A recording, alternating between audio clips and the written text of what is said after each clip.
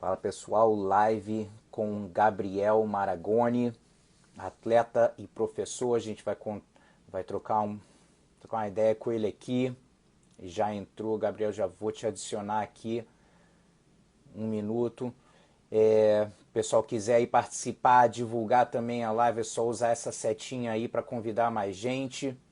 E para quem não está ligado aí no meu canal no YouTube, Gustavo Dantas, BJJ, várias entrevistas lá. Dia sim, dia não tem conteúdo. Vou aos pouquinhos, já tem muita live que eu fiz. Então estou botando aos pouquinhos lá no YouTube, mas tem a entrevista também, as entrevistas do podcast Mente Blindada 24/7, você pode dar uma olhada também lá no Spotify e bastante conteúdo lá para a galera que está comprometida em crescer e evoluir. E deixa eu adicionar o Gabriel aqui rapidinho.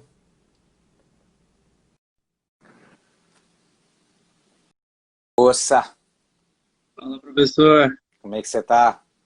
Tudo bem, e você? Tudo tranquilo? Como é que tá essa loucura por aí? Estamos voltando aos pouquinhos, né? A academia ficou fechada até semana passada, então a gente ficou 4 meses aí de quarentena. Semana passada a gente conseguiu retornar, então agora a gente Boa, está retomando pouco a pouco. legal. Aqui também a gente tinha aberto, mandaram fechar aí, tava fechado, mandaram abrir, a gente abriu, ficou quase um mês, mandaram fechar de novo. E aí agora, segunda-feira, vamos reabrir, vamos ver, né? Tem muito para onde correr não, complicado o É, negócio, não? a gente está com esse medo também. A gente reabriu e a gente espera não precisar fechar. Vamos ver como vão ser as próximas semanas. É isso aí. Bom, mas vamos falar aí de coisas boas, né? Então, compartilhar a tua história aí, a gente vai compartilhar alguns momentos marcantes aí da tua carreira, então vamos embora, vamos começar. Bom, eu comecei a treinar por intermédio dos meus irmãos, tenho dois irmãos mais velhos. Um deles, o Marcelo, ele começou a treinar em meados de 98, e aí nesse vai e vem de treino, ele levou o meu irmão do meio, o Rafael, para fazer um treino. O Rafael passou a gostar, começou a praticar. O meu irmão mais velho, que é o Marcelo, ele tinha uma lesão no joelho, não conseguiu dar continuidade, teve que parar de treinar por um período, e o Rafael deu sequência. Como eu sou o caçula, eu sempre gostei de fazer as coisas que os meus irmãos faziam. Eu via sempre meu irmão saindo de casa com o kimono embaixo do braço. Chegou um dia que eu falei assim, pô, quero treinar isso daí também, em 2004. Aí eu treinei por um mês, mas os treinos terminavam muito tarde, eu estava meio que saindo com dor de cabeça, não estava me sentindo muito bem na primeira impressão e parei de treinar. Treinei um mês e parei. E no ano seguinte teve uma aula demonstrativa, uma aula experimental na escola, no colégio que eu estudava. E eu pensei, putz, se eu estivesse treinando desde aquela época, Uhum. hoje eu já ia tá bom no negócio, já ia estar melhor que os meus amiguinhos, né? E aí me bateu aquele arrependimento, né? Voltei para casa e falei pro meu irmão, falei, ó, quero voltar para os treinos. Aí ele falou, ó, se você voltar dessa vez, você não pode parar mais, né? Porque da outra vez te arrumei bolsa na academia, kimono e tudo mais, e você meio que me deixou na mão. Eu falei, não, vou me dedicar, vou treinar. E aí, desde então, não parei mais. Então, comecei a treinar em 2005 Mas você e estava com estamos aí quantos até anos? hoje. Agora 29. Mas na época que você voltou a treinar com Eu quantos tinha anos? 14 anos de idade. Legal. E com quanto tempo você começou a competir? Cara, eu comecei a competir alguns meses depois. Eu comecei a treinar em outubro e fevereiro eu já estava competindo. Então, foi coisa de 4 meses eu já estava competindo. Legal. E como é que foi a adrenalina da primeira competição, tu lembra? Então, na verdade, para ser bem sincero, eu não senti nada assim de nervosismo, de ansiedade. Eu fui muito tranquilo, até porque, putz, faixa branca, super inexperiente ainda. Então, eu sabia que eu não tinha nada para provar para ninguém, nem mesmo para mim. Eu só queria ver como que era a sensação.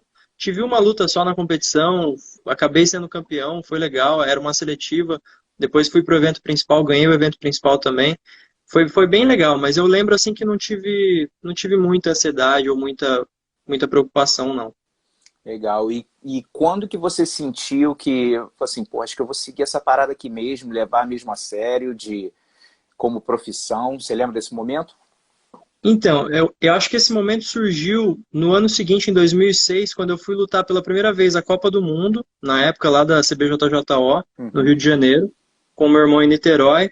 E eu acabei sendo campeão também. E eu lembro que na época, na cidade onde eu moro, ninguém tinha o título assim de campeão mundial ou Copa do Mundo, que seja. Eu meio que fui o primeiro. E aí eu senti assim, tipo, meu, ficou muita pressão em cima de mim, muita gente especulando e falando. Ah, você viu, o Marangoni ganhou isso e aquilo. E aí foi onde eu meio que senti que eu podia levar isso meio que para minha vida, assim, como uma carreira, sabe? Eu era faixa amarela na época, mas eu já conseguia enxergar lá na frente. Legal. Qual foi a primeira viagem internacional que você fez? Primeira viagem internacional foi em 2012. Na época, eu era aluno do professor Rodrigo Cavaca. Ele tinha uma filial na Grécia, ele precisava de um professor lá. Aí ele me indicou, eu Maneiro. fui a princípio para ficar 3 meses, acabei ficando 6. Foi uma experiência assim incrível. E já tinha já um programa legal, o pessoal era bom? Como é que era? Maneiro isso. O pessoal era bom, assim, eles tinham lá na Grécia, eu fiquei um tempo na Grécia, depois um tempo na Bulgária, e o background dos caras de wrestling é muito bom, então É. todo mundo tinha uma base assim, sabe? Já tinha um certo conhecimento, o negócio estava começando a engatinhar na época, tinham poucos faixas pretas lá, tinham poucos brasileiros lá também, mas o pessoal já tinha um nível bem bom, mesmo em 2012. Hoje em dia nem se fala. E aí, a primeira viagem para competir internacionalmente? Então, acabei competindo nessa viagem. Eu Ah, fui para tá. ficar só para dar aula, e aí eu fiz meio que um acordo assim com o cara que era meu patrão lá, né, da academia, e ele queria que eu ficasse, que eu estendesse, ficasse mais 3 meses. Eu tinha trancado a faculdade aqui, na época eu namorava, tinha deixado minha namorada no Brasil, tinha deixado as minhas aulas aqui, eu dava aula aqui também. E como ele queria que eu ficasse mais tempo, eu fiz um acordo, falei assim, olha, corro o risco de tentar entrar e a imigração me parar ou me mandar de volta para o Brasil. Como eu estou correndo esse risco, se eu conseguir entrar de novo, eu queria lutar a seletiva da DCC na Romênia. Aí meu patrão, na época, ele concordou, falou, não, tudo bem, eu pago o que você precisar e tal, você vai. Aí consegui ir. Aí essa foi a primeira competição internacional. Ganhei lá na seletiva. Na época ganhei peso absoluto, aí de lá acabei fazendo um tour antes de voltar para a Grécia, lutei o London Open da IBJJF, com e sem kimono, lutei mais algumas competições, e no ano seguinte, o primeiro grande assim foi o Campeonato Europeu, em 2013. Tá, caraca, é muito maneiro isso, né, cara? Essa primeira oportunidade de viajar assim, Grécia, um lugar diferente, né? Às vezes é nos Estados Unidos, assim. Diferentaço. É muito, muito maneiro isso. E falando aí, vamos falar um pouco das faixas coloridas, né? Falando da tua jornada ali. É, o que que você... Quando foi em 2014, eu lancei uns vídeos, né? Chamado Top 10 Erros Psicológicos que os atletas cometem e como evitá-los. E aí, baseado nos erros que eu cometi na minha jornada de todas as faixas durante competições, e não era um ranking, mas eu fui pensando depois que eu comecei a estudar essa parte, e eu comecei a identificar, foi, caraca, fazia isso, isso, isso, e aí eu comecei a listar. Coisas tipo, se diz, se pressionar muito focando no resultado, às vezes um medo de desapontar os outros, ou um medo de arriscar, não errar. O que que você diz assim na sua jornada das faixas coloridas, que um erro psicológico que você cometeu e como você superou ele? Cara, na verdade, assim, nas faixas coloridas, eu acho que eu me cobrava bem menos do que hoje em dia na faixa preta. Então, por eu não colocar muita pressão, nem mesmo partindo de mim, nem partindo do meu irmão, nem. Assim, eu fui começar a dar aula na faixa marrom, então antes disso também não tinha pressão de aluno, não tinha pressão de patrocinador. Então, nesse período, eu acho que eu não senti tanto, eu acho que eu consegui Legal. lidar bem. Ganhei competições, perdi outras, mas acho que naquela época, pelo menos, o fator psicológico não influenciou tanto para mim. Mas depois na faixa preta já começou a influenciar bastante, porque aí eu comecei a colocar justamente esse peso que você falou, essa cobrança, e, sabe, já imaginava o resultado, e caso o resultado não viesse, eu já me frustrava, eu já ficava mal, depois da competição pensava até em parar de treinar, me desmotivava total, sabe? Parar de treinar não, mas parar de competir, aí depois me levava um tempo, eu ficava nessa fase transitória, treinando assim, mais ou menos, e aí depois meio que voltava esse ânimo, vou lutar de novo. E aí eu já meio que esquecia daquela derrota e tudo mais. Mas eu acho que nas faixas intermediárias eu não senti tanto isso. Legal. E antes da gente falar da transição da marrom para preta, qual foi um campeonato que você lembra nas faixas coloridas que você sentiu que era o teu dia? Falei, caraca, como eu lutei bem hoje, me senti bem. Independente, às vezes uma grande performance não vem com a vitória, né? Então não Sim. necessariamente é um campeonato que você ganhou. E qual um evento que vem assim atualmente? Olha, dois eventos que vêm à minha mente, que eu acabei vencendo, mas não por isso. Eu achei que eu lutei muito bem, assim, cometi poucos erros. Um foi na faixa azul, no Campeonato Mundial da CBJJE, e o outro foi na final, no Campeonato Mundial da CBJJE de faixa marrom. De azul e de marrom foram duas performances assim que eu me lembro que eu lutei muito bem no dia, sabe? Fiz várias lutas contra atletas duríssimos.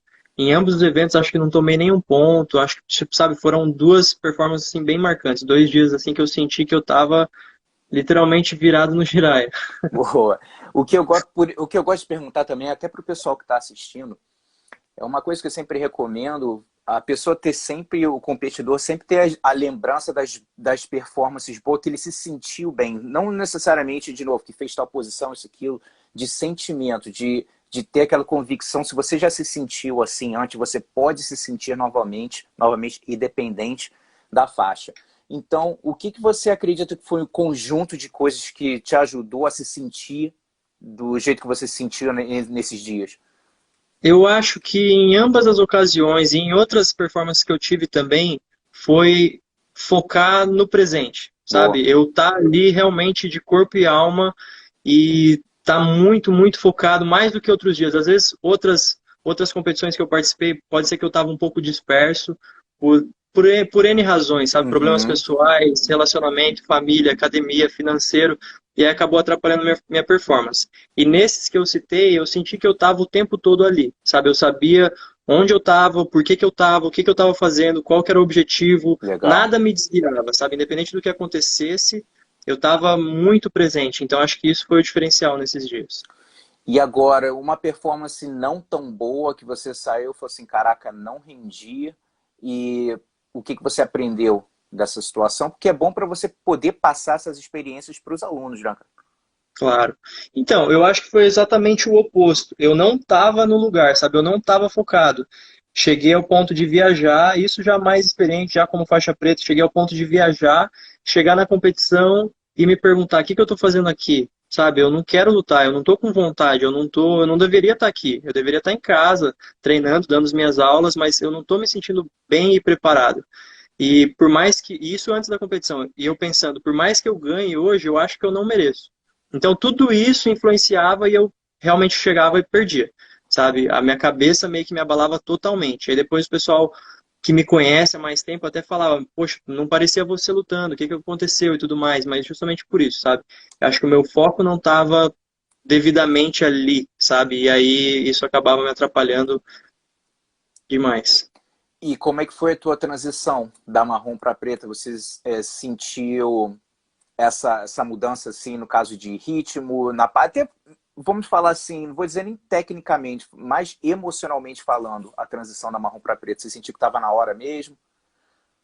Então, na verdade, assim, o meu professor sempre foi meu irmão, quem me graduou da Branca Preta sempre foi meu irmão, e ele nunca deixou que ficasse fácil para mim. Ele sentia que eu já estava conseguindo ter um certo destaque naquela faixa, ele me graduava.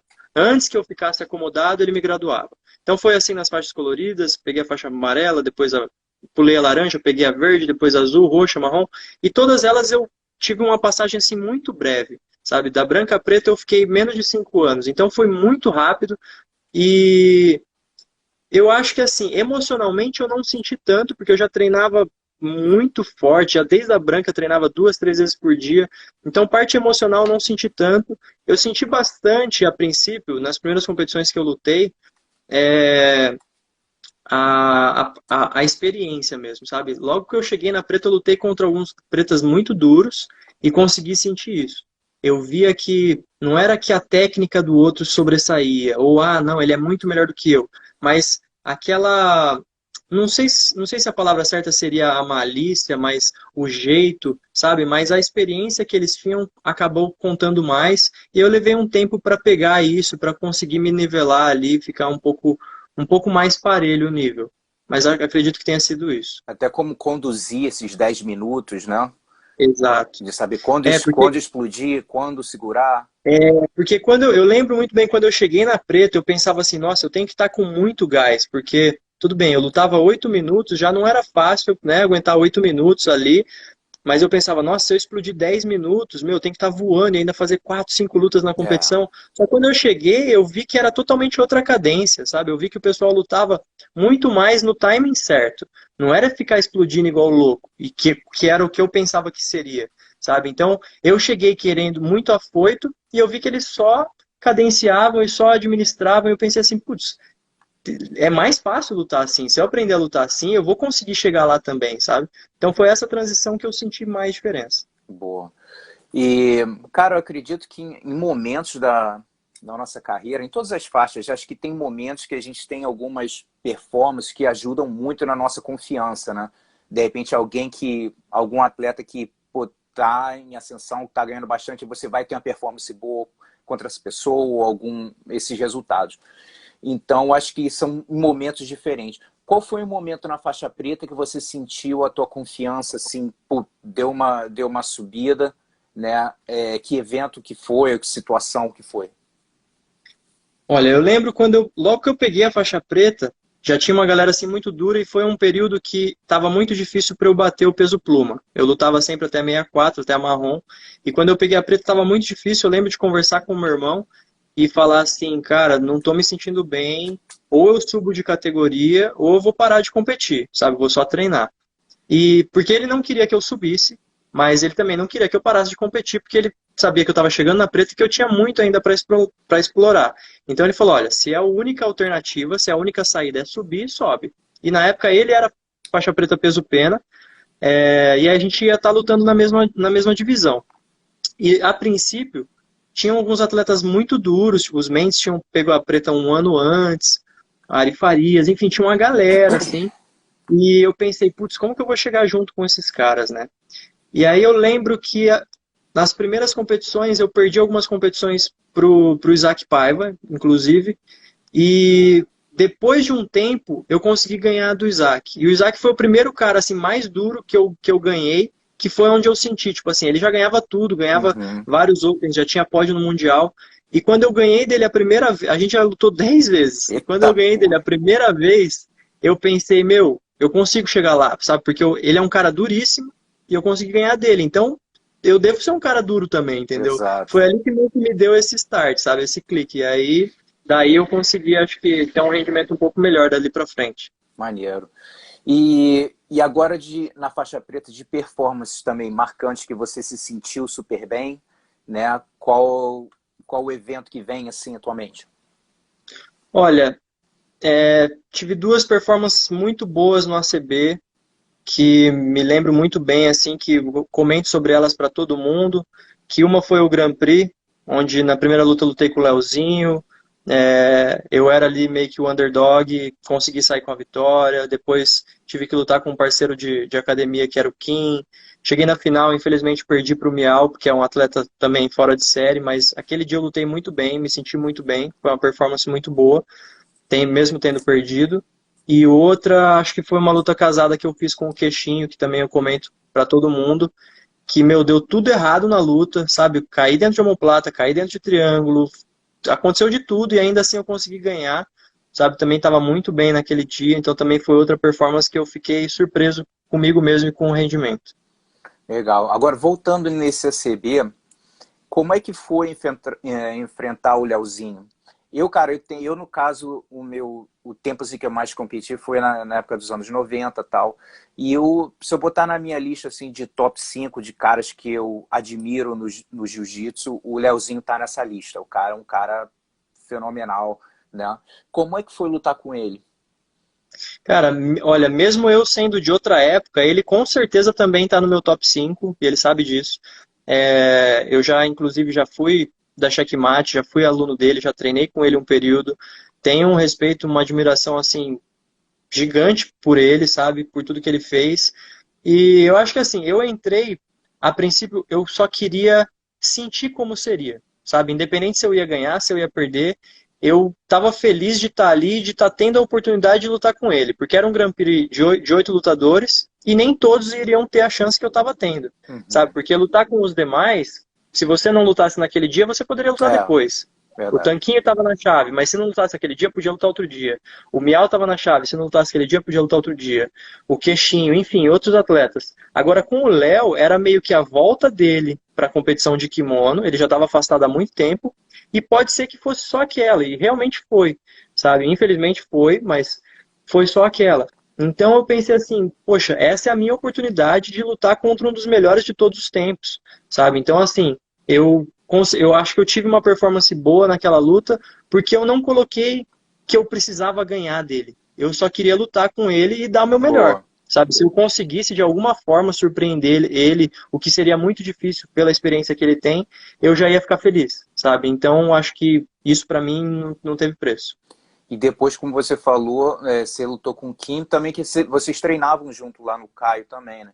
Então, eu nunca tive, assim, a uma situação de lutar com alguém tão próximo, assim, que no caso vocês já treinaram bastante, né? A gente já treinou muito, e na É. verdade, naquela época, a gente vinha de uma série que, assim, se eu não me engano, foi setembro, agosto ou setembro o evento. E 4 meses antes, a gente passou 3 meses treinando quase todos os dias para o camp do Mundial, sabe? Então, assim, todos os dias eu treinava com o Caio, treinava com ele, treinava com mais alguns atletas, sabe? Com o Mike, com o Tomoyuki, com alguns outros. Então, a gente criou um laço muito forte, muito grande. Quando a gente chegou no evento, a gente sabia da probabilidade de cair do mesmo lado da chave, pelas regras do evento e tudo mais, e a gente sabia que não poderia ter abertura. Eu não Uhum. posso deixar ele passar, ele não pode me deixar passar, tinha premiação em dinheiro, enfim, tinha uma série de coisas envolvidas. A princípio, eu conversei com ele e com o Caio, né? Porque o Caio eu considero meu professor, meu amigão, e falei, olha, o que vocês decidirem está decidido. Se vocês quiserem, sei lá, eu falo que eu tô lesionado, o Kim passa e é isso, sabe? Mas a gente ficou com medo de ter algum problema, questão lá do evento em É. si, ou dois serem desclassificados, a gente falou, bom, a gente vai ter que lutar, a gente vai ter que lutar. E aí, mas foi bem, bem constrangedor, sabe?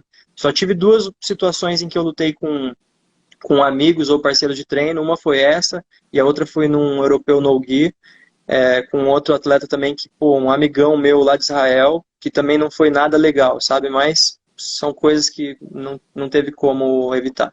Uhum. E, e na faixa preta também, evento que você sentiu que você acabou não rendendo legal e lição que você tirou desse evento? Olha, tiveram alguns anos que eu lutando europeu não rendi muito bem. O Campeonato Brasileiro do ano passado também não rendi muito bem. Foram 2 dias de evento. No primeiro dia eu me senti bem, no segundo dia não sei o que aconteceu. E sabe, coisa assim de dia inexplicável. Não rendi, não sei dizer o porquê. O atleta foi bem melhor do que eu, conseguiu imprimir o ritmo e tudo mais. Acabei perdendo em ambas as situações. E, putz, que eu puxo na memória assim rápido, que eu vi que eu não lutei bem e a culpa foi totalmente minha, acredito que foram esses. E ano passado você ficou em terceiro no Mundial Sem Kimono, né? Foi. E como é que foi essa experiência aí? Então, foi boa, eu tava me sentindo muito bem, na verdade, assim, eu tava motivado por um fato que aconteceu uns 2 meses antes, eu fui lutar o Campeonato Brasileiro no Gui, no Rio de Janeiro, e eu subi na balança de conferência, bati o peso, sem kimono, 67,5, fui para a balança oficial e pesei 67,600. E aí eu em cima da balança estourado o peso. E eu nunca estourei o peso na minha vida, nem de faixa branca. E eu acho algo assim inadmissível, sabe? Uhum. E aí eu falei, moça, mas eu tô no peso na outra balança e tudo mais. E eles irreversíveis, assim, me desclassificaram. Aí eu sou um cara muito tranquilo, sabe? Eu odeio arrumar confusão, encrenca, eu ficar reclamando de nada. Até porque eu trabalho com a IBJJF, sou árbitro também, então eu não queria que ficasse uma situação, um clima ruim com ninguém. Mas eu fui na mesa central, só para fazer um report lá, e eu falei, olha, na balança de conferência, a balança de vocês deve estar errada, não é possível, porque em uma eu estou no peso e na outra não. E eles não estavam acreditando, não estavam acreditando. Aí eu falei, olha, eu só quero pesar na frente de vocês, eu vou pesar na balança de conferência. Só isso, já estou desclassificado, tudo bem, não vou mais lutar. Mas eu quero que vocês vejam, porque eu não vou conseguir, sabe, eu fui até o Rio de Janeiro, sou de São Paulo, Falei, eu não vou conseguir voltar para casa com isso engasgado, sabe? Como se Ah, fosse realmente a minha culpa. Eu fui, pesei na frente deles na balança de conferência 67.500. Tem até um vídeo, assim, eles filmando a balança.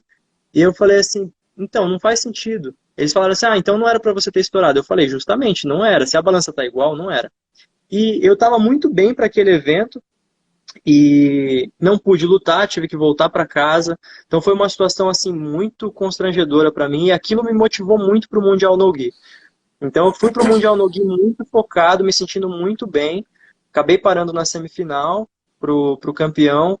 Lutei bem, tive assim um deslize no final da luta que me custou a luta, que foi onde ele fez uma vantagem e ganhou.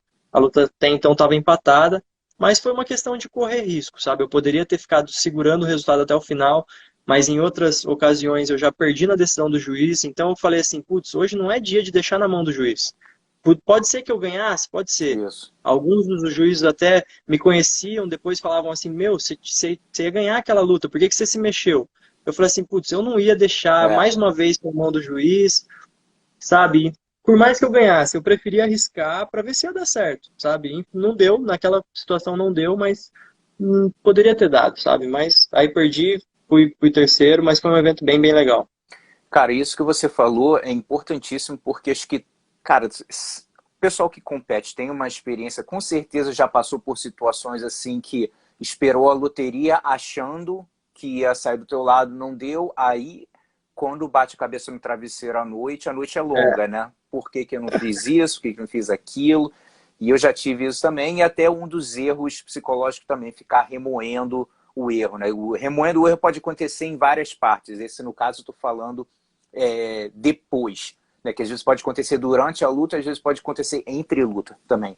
Mas ter essa paz interior de que você foi, fala, meu irmão, fui e é o fiz que tudo que é. eu pude. Então essa tranquilidade é o que eu desejo para os atletas mesmo, né? De sair, assim, cara, ia ser pior se eu ficasse aqui, né, esperando, né? De repente todo mundo tá achando, né, que vai ser a decisão pro seu lado e nem sempre vai ser do jeito que você quer, né? E como é que foi essa experiência que você ficou quanto tempo nos Estados Unidos? Então, dessa vez eu só fui para lutar e Uhum. voltei. Mas eu já tive dois camps lá com o Caio durante 3 meses cada um. Fiquei dois camps de 3 meses e um camp de um mês para o Mundial No Gi de 2017, se eu não me engano. Somando tudo, deu aí 7 meses morando lá na Legal. academia dele. E como é que foi essa experiência, assim, qual foram os aprendizados que você conseguiu tirar aí? O Caio, pô, sem palavras aí, o currículo do cara, né? E um professor sensacional. Então, qual foram as lições que você tirou dessa viagem? Cara, eu acho que assim, foram os 3 meses mais proveitosos que eu já tive dentro do jiu-jitsu, sabe? Eu aprendi. O que eu aprendi em 3 meses eu não aprendi em anos, sabe? E em todas as questões, assim, não só quesito técnico, que foi bizarro, aprendi muita parte técnica, porque o Kai é meio que um cientista do jiu-jitsu. Por mais que você chegue lá com a sua melhor posição, ele fala, dá para você fazer não sei o que ali, e ele transforma a sua posição e fica bem melhor, sabe? Então, muitos vícios que eu cheguei lá, vícios que eu trouxe de casa, eu cheguei lá e ele me corrigiu. Então, aprendi muito nessa questão. Outra coisa também é o próprio ambiente, a atmosfera. É tanta gente querendo a mesma coisa que você não se sente sozinho, sabe? Tem lugares, tem pessoas que treinam e, por exemplo, eu quero ser campeão mundial, mas é só você. É você se É, puxando e se cobrando todos os dias, ou no máximo você e seu professor, sabe? Agora, os seus parceiros de treino, eles não ligam tanto. Então você fica um pouco acomodado, você vê como uma coisa muito distante. E lá, como todo mundo quer a mesma coisa, você sente que você está trilhando o caminho certo, sabe? Porque se fulano conseguir, meu, eu tô na beirada dele, sabe? Se ele conseguir, eu também posso conseguir, sabe? É tudo uma questão de eu me esforçar tanto quanto ele ou mais. Então, aprendi muito, né, nessa questão. E o fato de morar na academia também, sabe, deixou minha mente muito condicionada, sabe? Também foram 3 meses de foco total, extremo, sabe? De dormir no tatame, acordar no tatame, treinar o dia inteiro. Dei algumas aulas por lá também, então foi um aprendizado assim surreal. maneiro. E, cara, quando eu falo a palavra superação, qual um evento que vem assim na tua mente? E superação você pode usar, pode ser a dificuldade para chegar no evento, recuperando de lesão, ou de repente uma lesão que aconteceu no evento. A palavra superação, o que você acha?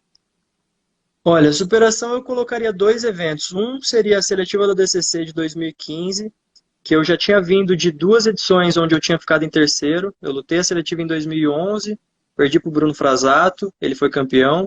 Depois, em 2013, lutei no Rio, perdi para o João Miau, ele foi campeão. Então, 2015, para mim, eu venci a seletiva e foi uma superação, porque eu pensei assim, eu já bati na trave de novo. Tipo, hoje é o meu dia e consegui sair campeão. Uma chave estava lotado, tinha, sei lá, umas 60 pessoas. Então ali foi uma superação para mim.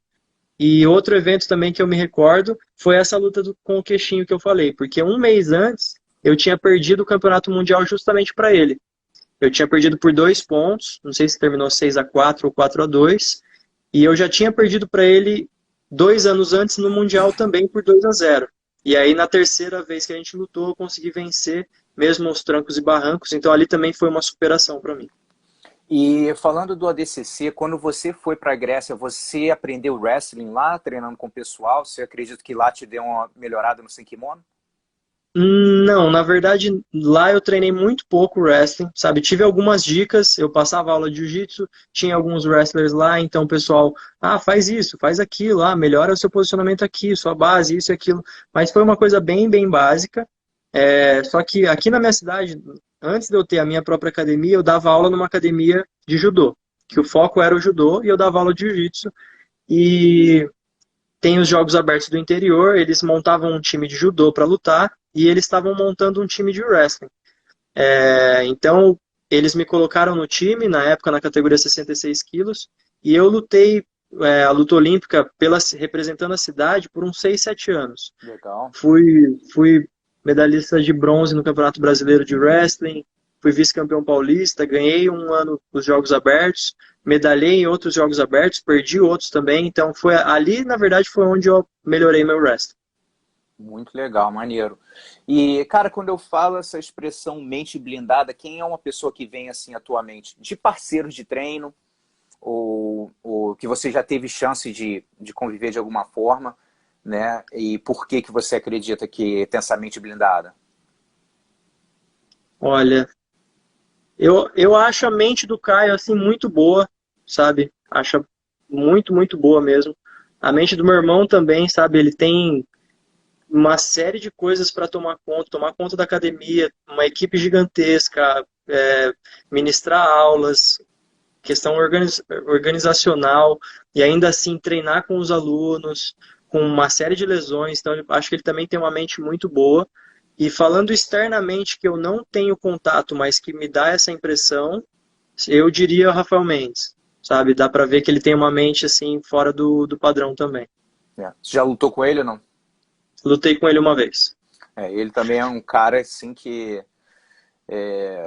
também sensacional também, o jiu-jitsu dele é agressivo, é um cara também que eu curto muito também assistir, realmente sensacional. E fala um pouco mais do trabalho de vocês aí na sociedade. Vocês estão em que cidade? Até dar uma promovida aí na academia também. Tá, então, eu sou de Mogi das Cruzes, muitas pessoas falam que é interior de São Paulo, outras não, fica a 1 hora da capital.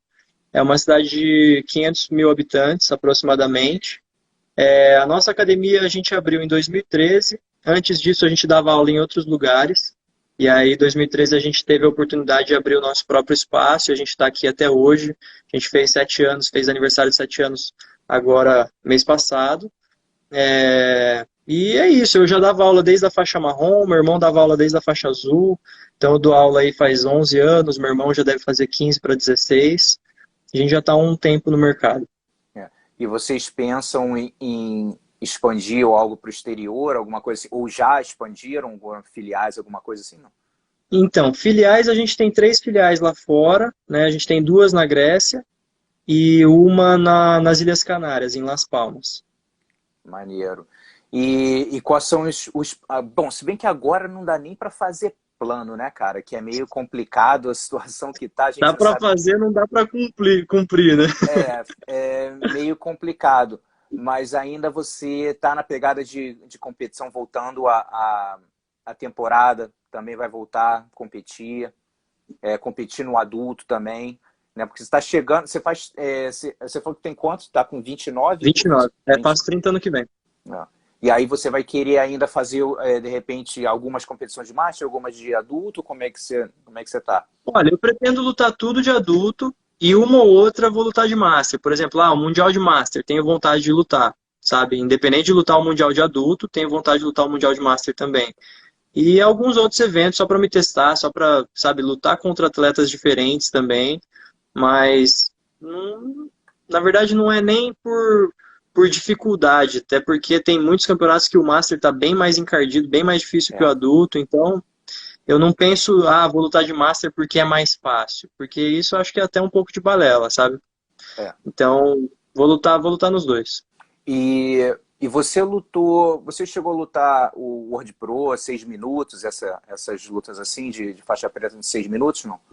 O World Pro eu lutei só uma vez, nesse período que eu estava morando fora, em 2013. Eu estava dando aula lá na Bulgária e o pessoal da academia de lá eles iam, e aí acabaram me levando junto. Então, o World Pro eu só lutei aquele ano, mas depois disso fiquei por fora. Foquei mais na CBJJ e BJJF, até porque poucas pessoas sabem, mas eu comecei a lutar a Confederação Brasileira na faixa preta, sabe? Antes disso eu só lutava outras organizações, então acho que eu perdi muito tempo, é uma das coisas que eu mais me arrependo hoje, sabe? Uma das coisas até que eu mais tento indicar para os meus alunos, para que eles lutem mais e para que eles lutem mais nos eventos da Confederação, porque embora eles não te reembolsem financeiramente, é uma vitrine muito grande e é uma vitrine que eu acabei meio que perdendo na época das faixas preliminares, das faixas coloridas.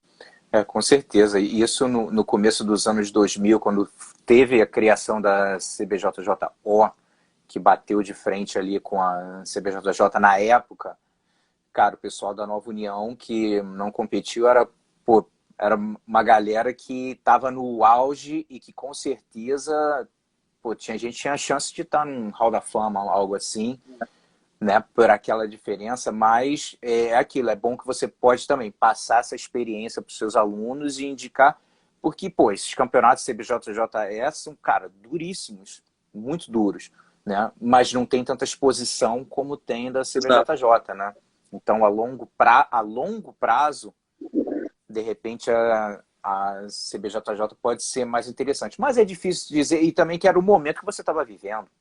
É, Então não tem muito o que falar com isso.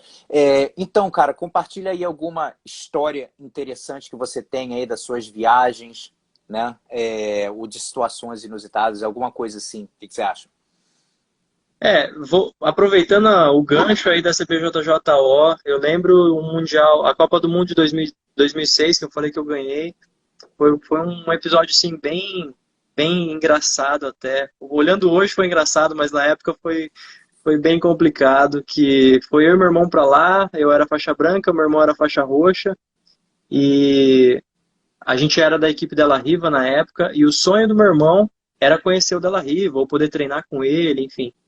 E a gente falou, pô, a gente tá aqui, né, primeira vez que a gente tava indo pro Rio de Janeiro, vamos lá treinar na academia dele. Eu ia lutar no dia seguinte, e o meu irmão depois de 2 ou 3 dias. Então eu falei assim, eu vou descansar, não vou treinar, mas eu vou com você e tal, né? Quero conhecer o mestre também, etc.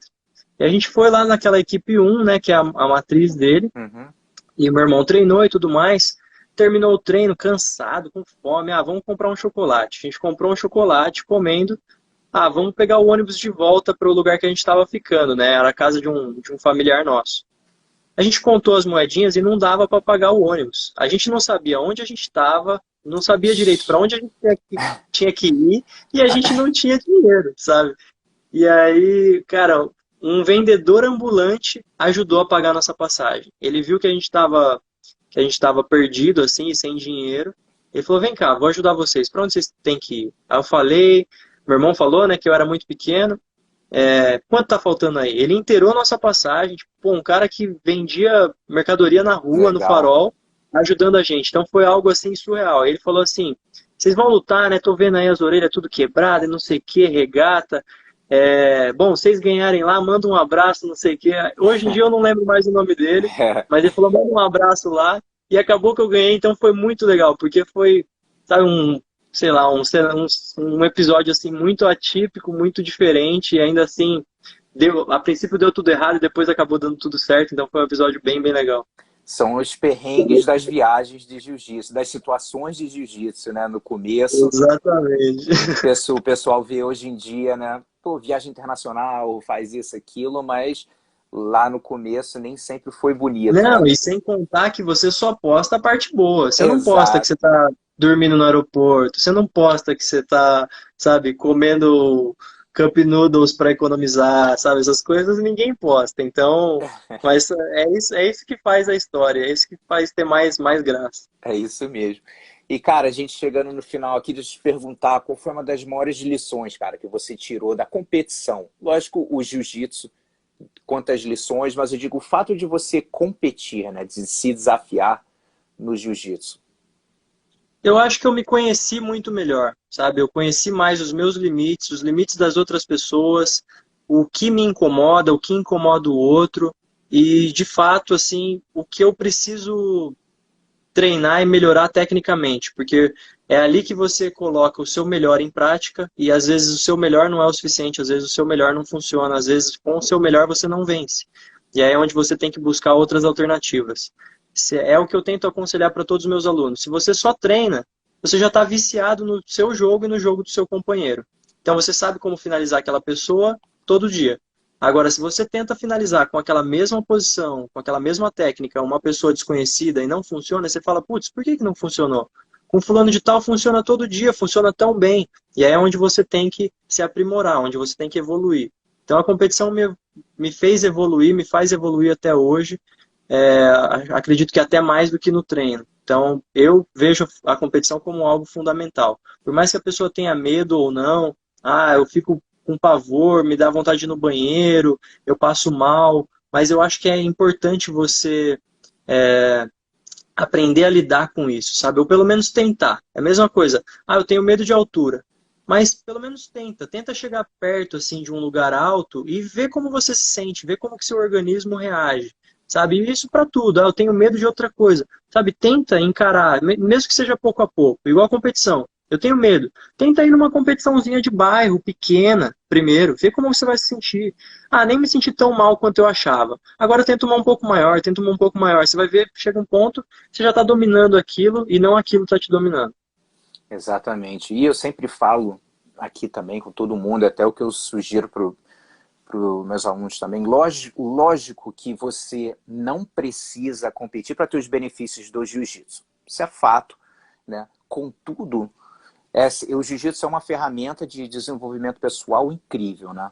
Então, você não precisa competir, contudo, se você quiser amplificar o poder dessa ferramenta, cara, competição é uma opção muito interessante, porque se já tá ruim quando alguém tá na tua lateral no treino, você tá tomando um amasso, imagina no campeonato, multiplica isso, sei lá por quanto, né? Então, essa capacidade de você lidar com as tuas emoções, seja no jiu-jitsu, porque todo dia, todo mundo tá assistindo aí, ninguém tem passe livre, todo mundo está lutando uma batalha interna e que ninguém sabe a respeito, né? Todo dia, seja no jiu-jitsu, no trabalho. Então, para você ter um sucesso na batalha externa, você tem que conquistar essa batalha interna primeiro, senão vai ficar meio difícil. Mesma coisa no jiu-jitsu, na vida profissional. Então, tem tantas lições, cara, no jiu-jitsu, principalmente com a competição, né? Como você falou, de sentir aquela ansiedade e vai de qualquer maneira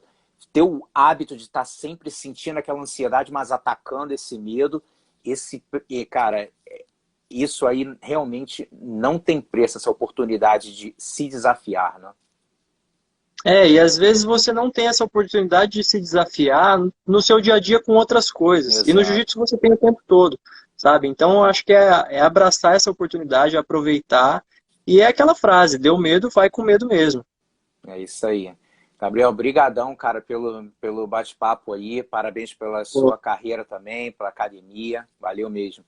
Eu que agradeço. Quando você me convidou, eu fiquei, pô, muito lisonjeado. Obrigado mesmo, Gustavo. Admiro muito o seu trabalho e espero que vocês tenham gostado. Boa. Valeu, galera. Tamo junto. Um abração.